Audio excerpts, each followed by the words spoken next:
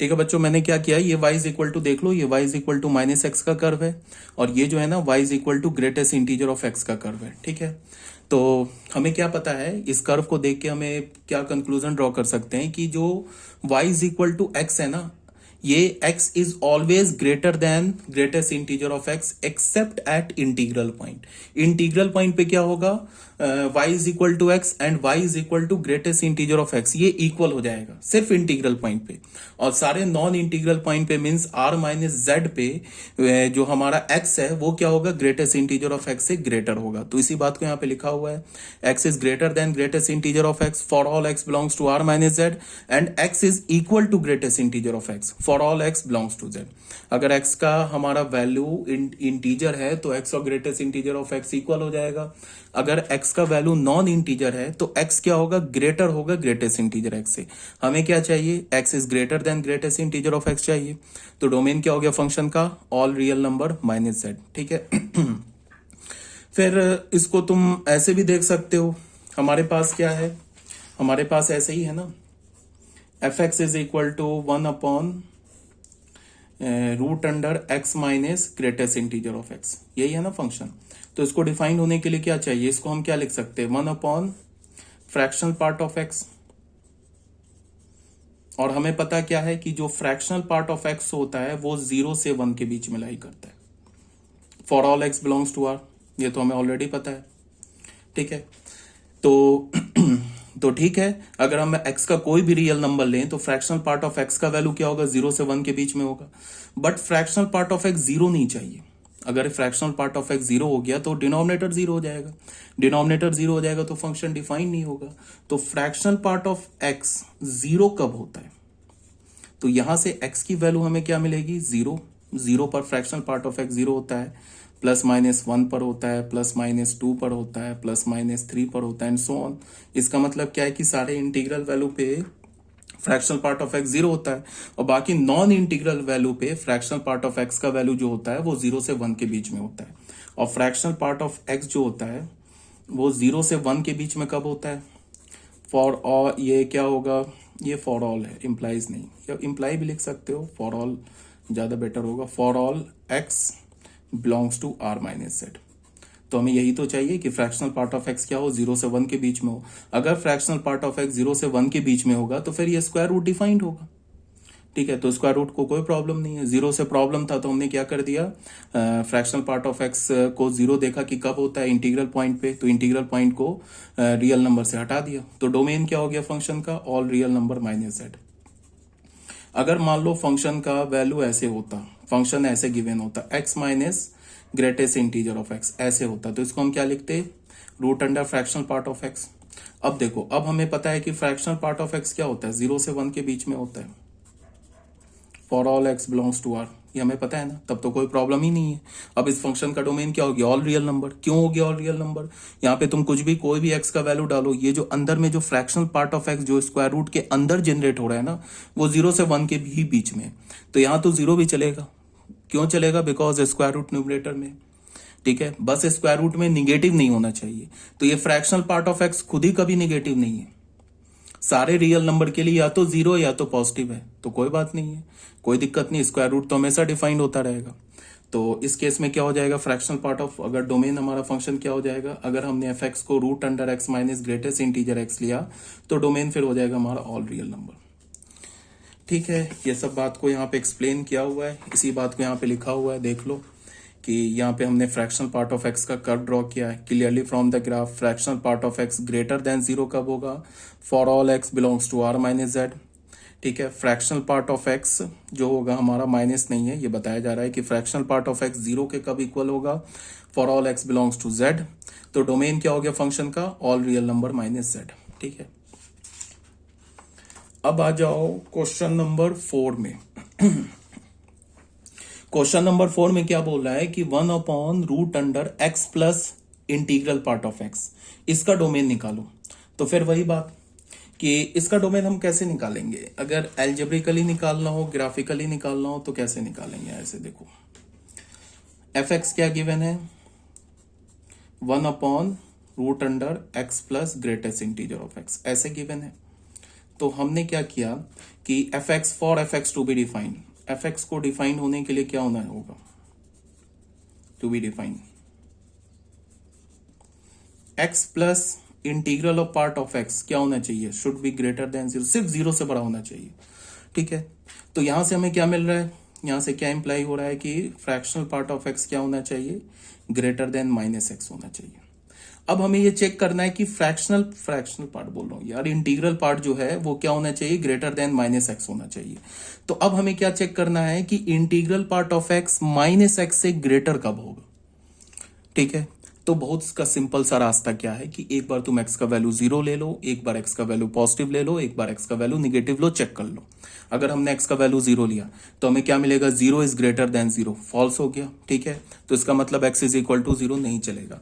अगर हमने एक्स का वैल्यू कोई भी पॉजिटिव ले लिया, मान लो 4.1 ले लिया, तो क्या हो जाएगा, 4.1 का फ्रैक्शनल पार्ट क्या हो जाएगा, 4, और यहां पे क्या हो जाएगा, ग्रेटर देन, जैसे ले लो 4.1 अगर हमने लिया एक्स का, यहाँ पे हमने x is equal to -4 negative लिया, तो यहाँ पे क्या हो जाएगा, फ्रैक्शनल पार्ट ऑफ -4.1, इसको सॉल्व करते हैं, माइनस तो है ही, यहाँ पे x का वैल्यू -4.1 लेते हैं, तो -4.1 का फ्रैक्शनल पार्ट क्या हो जाएगा, -5, ये क्या हो रहा है, ग्रेटर देन 4.1, तो ये भी फॉल्स हो गया, ये भी फॉल्स हो गया ना, बिकॉज निगेटिव तो पॉजिटिव से बड़ा नहीं होता है, इसका मतलब x का वैल्यू निगेटिव भी नहीं चला।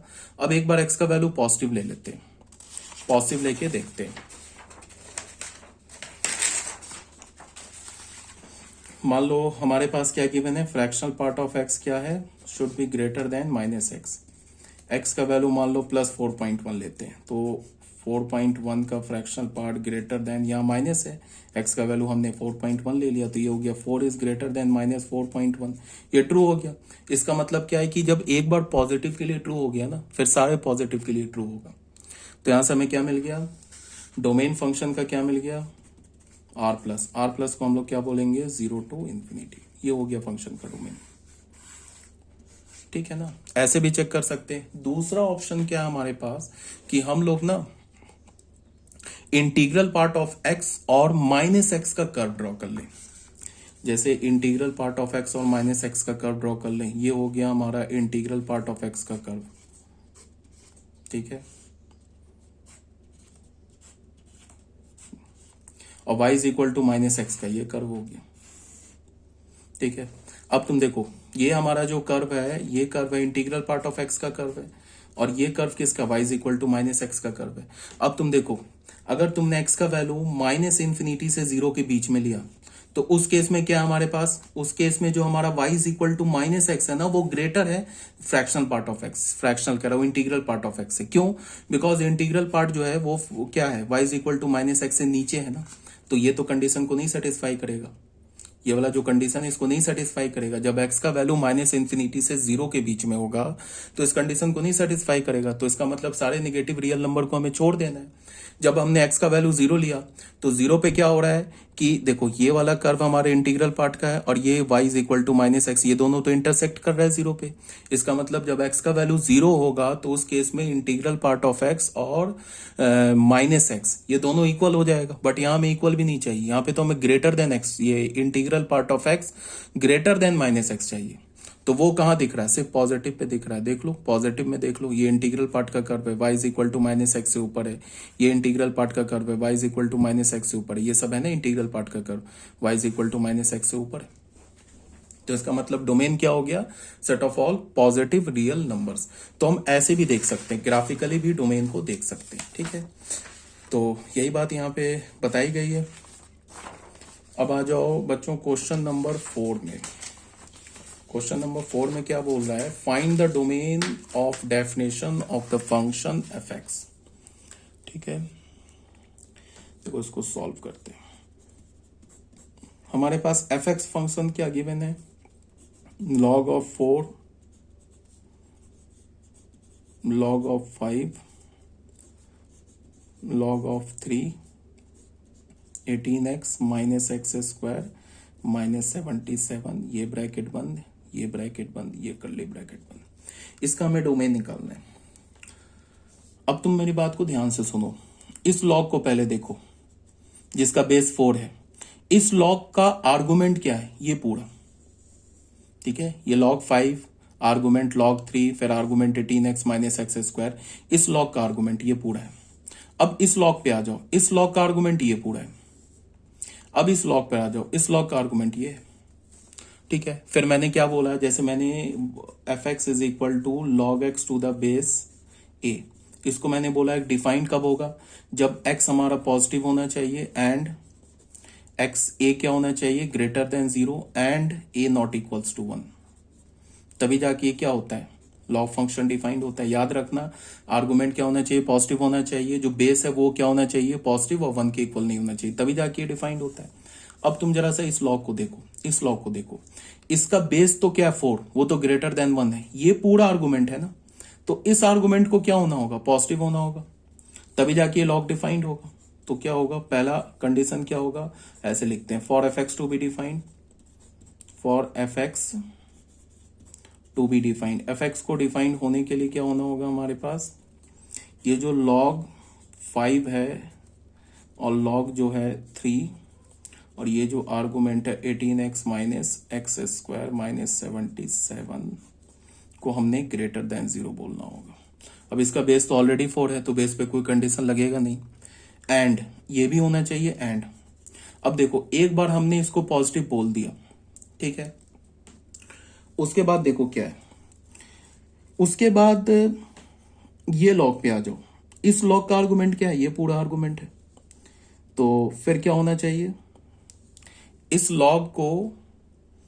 लॉग 5 को डिफाइन होने के लिए इसे फिर पॉजिटिव होना होगा। इस लॉग का आर्गुमेंट 5 है, तो 5 है तो ये तो ऑलरेडी पॉजिटिव है, बेस तो पॉजिटिव है, तो फिर इसे पॉजिटिव होना होगा, तो फिर क्या होगा, log 3 and 18x minus x square minus 77, ये भी पॉजिटिव होना होगा, एंड अभी और कंडीशन है।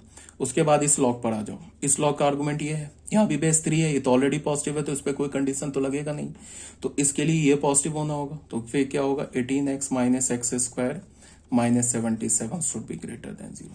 अब यहां से ये 3 कंडीशन आया, इन तीनों कंडीशन से हम क्या करेंगे, x का वैल्यू निकालेंगे और फिर तीनों का इंटरसेक्शन लेंगे, तो वो हमारा जो क्वेश्चन है उसका फाइनल डोमेन आएगा। तो बस शुरू हो जाते हैं। मान लो इसको हमने फर्स्ट बोल दिया, सेकंड बोल दिया, थर्ड बोल दिया। अब जरा ध्यान से देखो मैं लॉग की इनइक्वालिटी कैसे सॉल्व कर रहा हूं। log 5, ये हमारे पास log 3, ये हमारे पास है 18x minus x square minus 77, ये ग्रेटर देन 0। ठीक है, इस 0 को मैं लिख सकता हूं log 1 बेस 5। हमें पता है ना कि log 1 का वैल्यू क्या होता है, 5 होता है। बेस 5 क्यों लिया, क्योंकि यहां भी बेस 5 है। ठीक है, अब मैंने तुम्हें क्या बताया था, मैंने तुम लोगों को बताया था ना कि x1 अगर x2 से ग्रेटर है तो ये इंप्लाई करेगा कि log ऑफ x1 बेस ए, ये भी ग्रेटर होगा log ऑफ x2 बेस ए से। कब, when base is greater then 1। एक ये तुम लोगों को बता रखा है। दूसरा क्या बोला है कि x1 अगर ग्रेटर है x2 से, तो ये क्या इंप्लाई करेगा, log of x1 base A less than हो जाएगा log ऑफ x2 बेस ए से when A lies between 0 to 1। इसका मतलब क्या है कि जब इनइक्वालिटी होगा, दो नंबर के बीच में इनइक्वालिटी होगा, तो अगर तुमने लॉग लगाया बेस ए का, बट कंडीशन क्या है कि वो बेस 1 से ग्रेटर होना चाहिए, तो इनइक्वालिटी चेंज नहीं होगा। अगर ग्रेटर देन 0 तो यहां भी ग्रेटर देन 0 होगा, लेस देन 0 है तो यहां भी लेस देन 0 होगा। इनइक्वालिटी चेंज नहीं होगा, बट कंडीशन क्या है कि जिस बेस का तुमने लॉग लगाया है वो बेस 1 से बड़ा होना चाहिए। अगर यहाँ पे x1 ग्रेटर देन x2 है और तुमने लॉग लगाया, तो लॉग की इनइक्वालिटी चेंज हो जाएगी, मतलब ग्रेटर देन 0 से लेस देन 0 हो जाएगा। अगर यहाँ लेस देन 0 होता तो यहाँ ग्रेटर देन 0 हो जाएगा। कब, जब बेस इसका क्या होगा, लॉग का लाइज बिटवीन 0 एंड 1। तो जब हम ऐसे से यहां जा सकते हैं तो यहां से उल्टा यहां भी तो आ सकते हैं, तो यही काम यहां करेंगे। अभी देखो, अब ये क्या लिखा हुआ है, log 5 इसका ये आर्गुमेंट है, is greater then log 1 base 5। 0 को हमने लिख दिया ना log 1 बेस 5, तो यहां से हमें क्या मिल जाएगा कि ये बेस तो क्या हमारा ग्रेटर देन 0, तो x का जो ये इस log का जो आर्गुमेंट है ना, ये इसके 1 के इक्वल हो जाएगा। इनइक्वालिटी क्या होगा, चेंज नहीं होगा। देख लो, अगर यहां से हमने log हटाया तो फिर क्या होगा, x1 is greater then x2 आ जाएगा। तो यहां से हमने अगर log हटाया, इस log को हटाया, यहां से इस log, यहां से इस log को हटाया, तो हमारे पास क्या हो जाएगा, log 3 18x minus x square minus 77। इस log 5 का ये पूरा आर्गुमेंट है ना, ये क्या हो जाएगा, ग्रेटर देन 1 हो जाएगा, कोई प्रॉब्लम नहीं है। अब इस 1 को मैंने क्या लिख लिया, log 3/3। हमें पता है ना log a बेस a क्या होता है, 1 होता है, तो 1 को हमने क्या लिख लिया, log 3/3। अब फिर तुम देखो बेस हमारा 3 है ना, बेस क्या हमारा 3 है, तो ग्रेटर देन 1 है, फिर लॉग हटाते हैं, तो लॉग हटाएंगे तो हमें क्या मिलेगा, 18x minus x square minus 77, ये ग्रेटर देन 3 मिल जाएगा। इस लॉग को हटा देंगे तो ग्रेटर देन 3 मिल जाएगा। इस बाकी सबको ले जाएंगे तो इधर ले जाएंगे, x square minus 18x plus 80 is greater less than 0, ऐसे मिल गया। अब 80 का क्या होगा, 10 और 8, ठीक है, x square minus 10x minus 8x plus 80 is less than 0, ऐसे आ गया, ठीक है। तो फिर हमें क्या मिल जाएगा,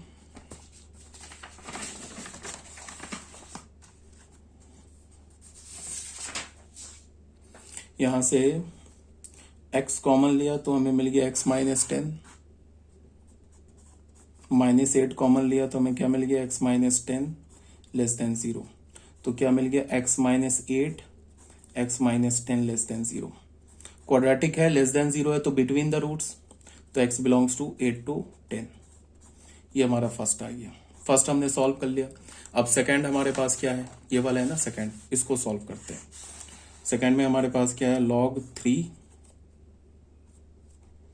18x minus x square minus 77 should be greater than 0। 0 को मैं क्या लिख सकता हूँ, log 1/3, ऐसे लिख सकता हूँ। फिर देखो बेस क्या हमारा, ग्रेटर देन 1, इसका मतलब लॉग हटाएंगे तो इनइक्वालिटी चेंज नहीं होगा, ये आर्गुमेंट और ये जो 1 आर्गुमेंट है इसके बीच में यही ग्रेटर देन 1, ये ग्रेटर देन की इनइक्वालिटी होगी। तो यहाँ से हमने क्या लिख लिया, 18x minus x square minus 77 is greater then 1। इन सारे टर्म्स को राइट हैंड साइड पे ले गए तो एक्स स्क्वायर माइनस 18x, ये क्या हो जाएगा, प्लस 78 इज लेस देन 0, ठीक है। अब इसको सॉल्व कर लेते हैं, तो फैक्टराइज कैसे होगा, 78 का प्राइम फैक्टर निकालना होगा, 2 3 9 13 3, ठीक है।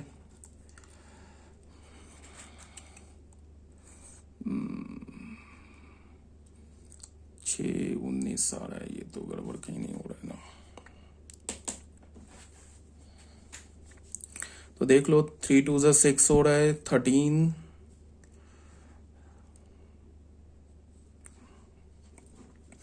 गड़बड़ तो नहीं किया यहाँ पे हमने,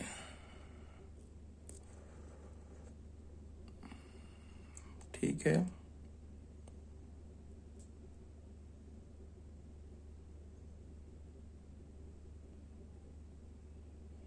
थर्टी 9 हो गया, 13 3 हो गया। अच्छा, ये भी हो सकता है ना कि इसका जो डिस्क्रिमिनांट हो वो क्या हो जाए, 18 का d निकालते हैं, d क्या है, minus 18 B square minus 4 into 78, तो 18 इंटू 18 क्या हो जाएगा, ये हो जाएगा 324 माइनस,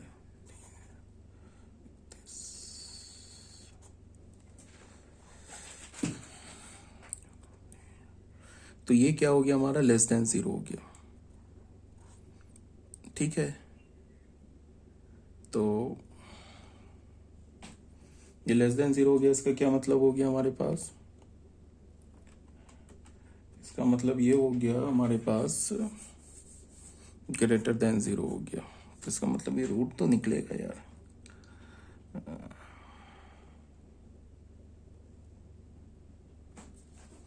तो x की वैल्यू क्या हो गई, 18 प्लस माइनस, इसको मैं सॉल्व कर रहा हूं,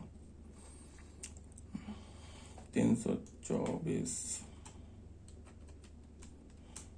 ये हो रहा है 12/2a 2, क्या हो गया 18,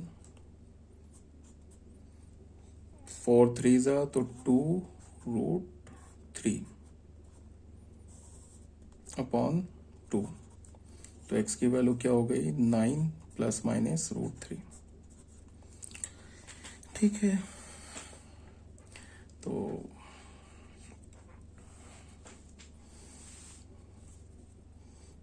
ये क्या आ रहा है हमारा ग्रेटर देन, ये आ रहा है ना, ये आ रहा है इनइक्वालिटी से हमें सॉल्व करना है। तो इसको हम क्या लिख सकते हैं, x minus 9 plus √3, x minus alpha पहला रूट और x माइनस 9 माइनस √3 बीटा दूसरा रूट लेस देन 0। तो लेस देन 0 क्या होगा, ये हो गया हमारा 9 माइनस √3, ये क्या हो गया 9 प्लस √3। तो लेस देन 0 तो बिटवीन द रूट्स, तो यहां से क्या हो गया x बिलोंग्स टू 9 माइनस √3 से लेके 9 प्लस √3। ये हमारा सेकंड इक्वेशन आ गया। ठीक है।